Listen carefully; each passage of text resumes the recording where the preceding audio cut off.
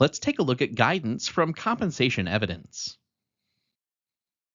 Both economists and psychologists have something to tell us about the effects of various pay structures. Employees judge equity or fairness of their pay by making multiple comparisons. They compare their pay to other jobs in the organization, internal equity, and against the external pay market, external equity.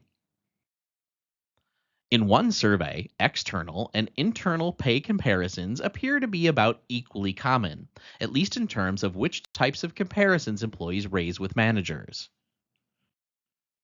About one quarter to one third of organizations report that employees raise these comparisons frequently.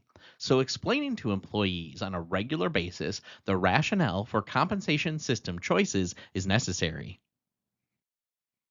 The results from these comparisons depend in part on the accuracy of employee knowledge of other employees' jobs, internal structures, and external pay levels.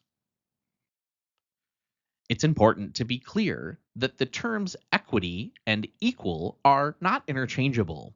Outcomes, such as pay, can be unequal across employees, but pay can nevertheless be perceived as equitable and fair.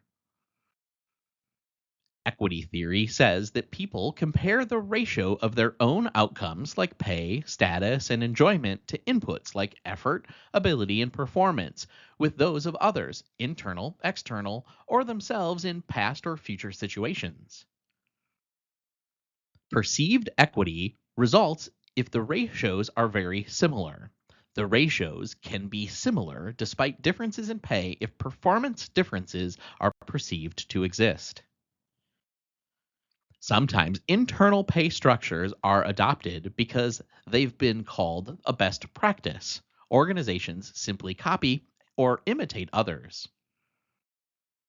Beyond these points, much remains to be studied.